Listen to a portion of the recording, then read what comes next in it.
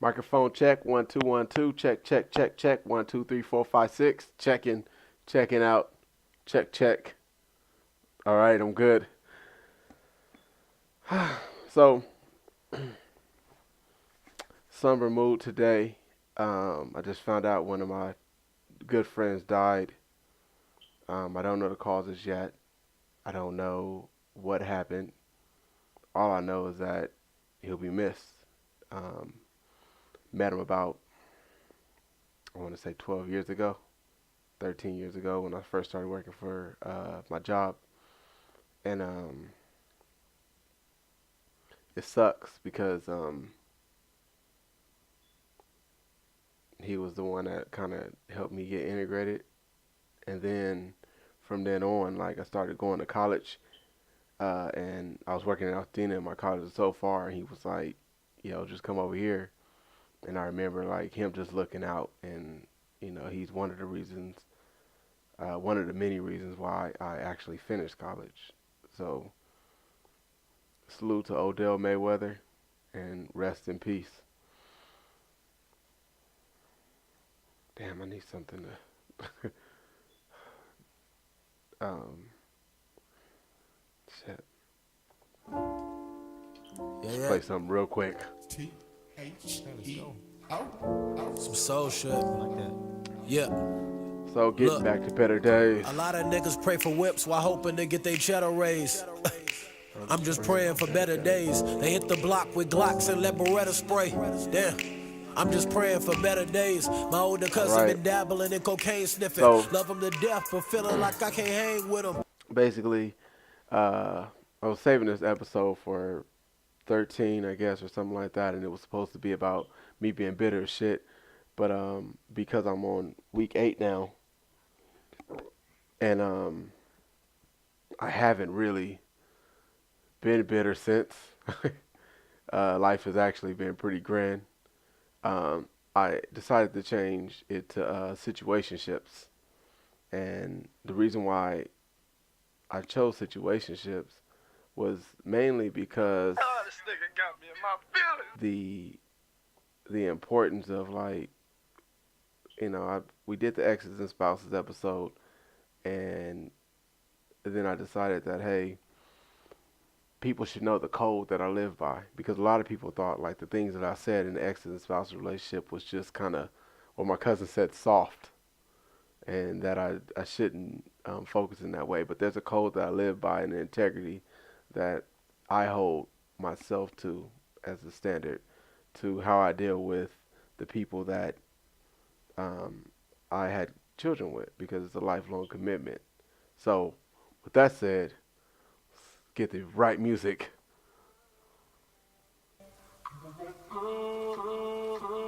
Rock with me for a second. Look, only stress been dealt. You should be there to help with what I've been dealing with. We draw so many conclusions and now we wondering why we can't make the picture fit. We both wrong. I know you about Can't to do see this an right end to now. it. Know we should leave but won't, cause we done been in it too long to let someone come and reap all these benefits. You got me fucked up, I'll argue 7 days before you treat me like some weak nigga. I know what some niggas trying to sleep with you. The thought of it hard to stomach like cheap dinner. But I'd be damned if I call you up and agree with you, knowing I ain't wrong. With all of this fighting and stressing going on, I'd rather just have you undressing in my home. I really miss you and I know that it's wrong, but I just can't pick up the phone. Fuck that.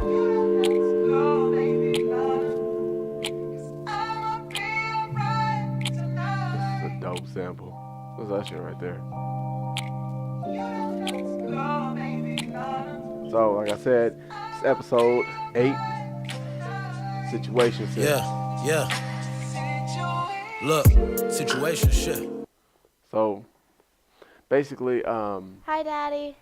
I always thought that there should be like some type of code that you should live by. I feel like everything has its code in life. So, depending on how you live and where you go in life, like there's always some type of code that comes with it. And I feel like if you don't have a code, then you don't have a moral ground or foundation to stand on. For me, like I was saying before, is like I try to keep the best relationship possible just so that you can get, calls and stuff when it pertains to your kids, because a lot of the times we as parents create this barrier between ourselves because hey, the relationship didn't work out, so fuck that person, or I'm not dealing with them, or this person ain't shit because the shit that they put me through. However, with me, um, I've always been a little different.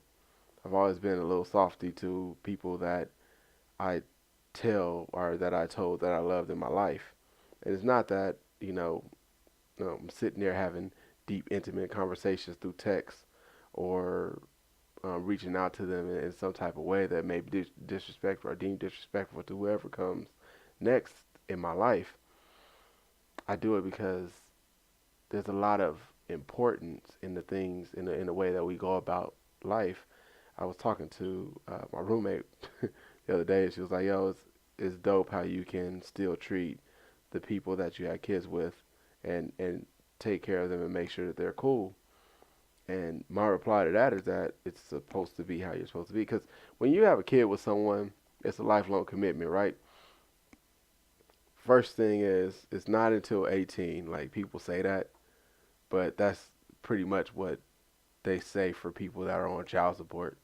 It's like, yeah, like that, such a so and so is on child support, so I got till I'm 18 or whatever. But for me, I take care of my children a lot all the time, and I want to make sure that I, to the best of my ability, keep my kids the number one priority, I guess. So that also means that the mental well-being of their moms are important to me. So, there might be a text once or twice a week that just says, "Hey, how are you doing?" Something as simple as that. A lot of the times, we as men, we we get out of a relationship with somebody and then we like fuck her, fuck that bitch, whatever the case may be. And at the end of the day, you have to realize that before all the struggle and stuff, there was a there was some love there. And I can't tell you how much like it makes me feel like I'm a bigger person because I know the shit that I went through 2 years ago. 2 years ago, I was hating life. I was down on my luck. I was um, what I felt to be by myself. And while I was going through the physical uh, strain that open heart surgery puts on you, I was also going through the emotional strain of having to recover. And like I said, in I think it was 2 episodes back where I was talking to Jay and them, and I was telling him like a lot of my issue with that was that I wasn't even able to like hold my kids or revert back to like, hey, I can get past any breakup because like I have my kids and I wasn't able to do that. And then on top of that, I felt like the people that I've always held to a really high standard, which are the people that I have children with, turned their back on me. That was my feeling. They may not feel like that. I've actually been told that that wasn't the case. But I felt like that because when I was going through it or when they were going through anything, and you can ask them if you ever run into them somewhere, I've always been there to assist. It's really important to me to tell my truth when it comes to this this vlog, this video cast. Fuck you, Randy. That I, for one, have always stood tall when it came to them. There's not one time that they can be like, nah, he wasn't standing tall. Like relationship shit, why? Fine. I'm not the best related person in a relationship. There's many people that will tell you that. Not that I dated many people. All right, maybe I did. So, anyways, many people will tell you I'm not the best relationship, but I'm a loving, kind person, especially when I tell you that I love you. When anyone out there, if I've ever told you that I love you, and it's not a lot of people, but if I ever told you that I love you, it's factual. That's a true thing. Now, it may not mean that I'm in love with you, but I love you. And when I told these women that and I had kids with them, it was like, it's a lifelong commitment for me. So I'm always going to check on them. I'm always going to make sure that they are okay. They didn't do that for me, but we raised different. I remember my sister talking to me when I was going through it, and she was like, you know what? People are raised different from you. People haven't gone through the same struggles that you've gone through. So because they haven't gone through those struggles, sometimes they can't relate to you. See, that was one of my main issues that I had to get over, and I had to become like who I am now. It's a lot of growth for where I am now because I'm telling you, 2 years ago I wouldn't say this shit, but today I'm saying this to all the males that are out there that feel like, hey, somebody have done you wrong, or somebody had turned their back on you, or somebody didn't have your back. We as men need to start leading by example. I lead by example every single day. I don't give a fuck. I don't give a shit about what happened back then. I don't give a shit about 2016. I don't give a shit about 2017. Here in 2018, I barely give a shit about what happened in the first 6 months because it's important to me to be full of integrity, uh, to have my own code of ethics, and to follow suit. So I'm always going to look out for those that I feel like may not be, and maybe it's a form of control. We just talked about that, and we did not come to any like understanding at the end of that. Me and Dale got to do better. But when it comes to control, and I was talking about projection and how you project things in the future to there holds you to something. See, I never wanted to be an issue where they felt like they were spiraling out of control and they couldn't go to anybody. So then my kids with them, and then they end up on the 5 o'clock news because we see it all the time. Oh, dad snapped or mom snapped, and no one was asking about anything because such and such went with whatever parent, and now he lives with mom and dad doesn't give a shit about him. It's only about the kid and things like that. Like, it's not only about the kid. And that's what I try to get people to understand. Even my kid's mom, like, yo, like, it's not about the kids. Like, our health is important, just as important, because if we can't take care of the kid, who's going to take care of them? Now, it may start problems. It may hinder us from doing certain things in our lives, but I feel like it's worth the shot. I don't know what happened with my mom and my dad. I have no idea. I was way too young, and I never really inquired about it. But I do know that if there was some open dialect there, a lot of stuff that happened to me wouldn't have happened to me if there was if they were able to communicate. But they weren't able to communicate. That wasn't a thing. So now that I'm looking at it, and hindsight is always 2020. As an adult, I feel like we should be able to be adults. Like, I think it's very childish for adults to be like, nah, like, fuck that bitch, or nah, fuck that nigga. Like, we can't ever be cool again. That's ludicrous to me. I always try to find some type of like equal ground. Like I was saying last week in the control episode, is that there's always a yin and a yang. There's always a pessimistic view to an optimistic view. There's always a dreamer versus a realist. And I have come to the realization that I can't do it by myself. Like, as much as I try, as much as like I try to push forward daily to be like, I can do this by myself, I don't need you, like all of that stuff, is that's not true, because sometimes we as adults need our own time. And then when we feel like we have the short end of the stick, we feel worse. So I can get it. I can totally understand the struggles that single parents go through, because sometimes I just be sitting there like, yo, like, Why everybody get the party up and I gotta sit here and do all the work by myself. And I feel like some people put themselves in that predicament because we don't take the time to like scale back. So when I'm having these conversations with these women, a lot of the times what I do is I try to just resolve any situation before it gets too bad that I can't like extinguish the fire. Like it's real easy for somebody like me and most people that know me is to antagonize, and I do it quite well. I think I've mastered it. I think I've mastered the antagonizing of people. And now what I do is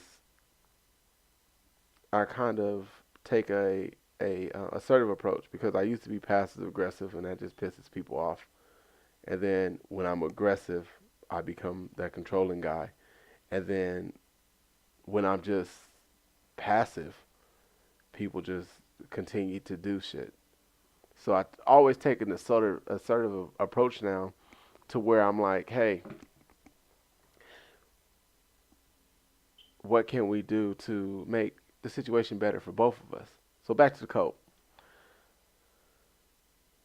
I put these guidelines in place for me. And the guidelines are to continue to treat that person with respect, continue to not throw certain things in their face, and continue to raise the kids and keep them as involved as they want to be. And that's the key thing. A lot of people they try to force the issue to, hey, you need to be here at such and such time. You need to do this, you need to do that. No, you can be here as much as you want because it's not up to me at the end of the day to decide what kind of parents you are. It's the kids' decision. Now, sometimes I get upset because I'm human and I say some shit out that's off the wall. And I mean it because I don't usually say shit that I don't mean. But I think that it's healthy for me to say things, but in a way that is not antagonizing. So if I have an issue, I'll bring it to them. If they have an issue, I hope they would bring it to me. And I'm an open book at this point in my life. Like I said, like 2 years ago, open heart surgery, sitting in the house, hating life. Like I fucked up over a lot of people in the last 2 years just from being hurt and out of spite. And I can say that, I can own up to that and apologize to those people. So if you're watching, you heard it. Mr. Never Apologize. I'm not Mr. Apologize at all. Right, producer? So the importance of the communication between mother and father is very important just because if someone's having a bad day, that shit can set them off and then put your child in harm. If you really love that person at one point in your life, you should still want to protect those people because as dads we're supposed to be protectors to the full extent, mostly to death. Like I feel like if there was 10 people that broke into the house, I would sacrifice my life. Matter of fact, I don't even feel like I know it. Like I would sacrifice my life for the kid and the woman. Like that's what we're supposed to do. So why can't we stand tall when it comes to like taking care of and after? Because like my my kids' moms they can both and they can contest to this, and if they want to, you can write in the comments. But they can both contest to the fact that if they call me and they need something, I'm gonna get it. And I've always been that male. I've always been that male to, if you need it, I got you. And that makes me better than most people. I'm better than you niggas. You niggas. I'm better than y'all. Just It's a fact. Because a lot of people, a lot of dudes, we turn our back on the women, man. We turn our back on them, and then we get upset when they write a tell-all book about us.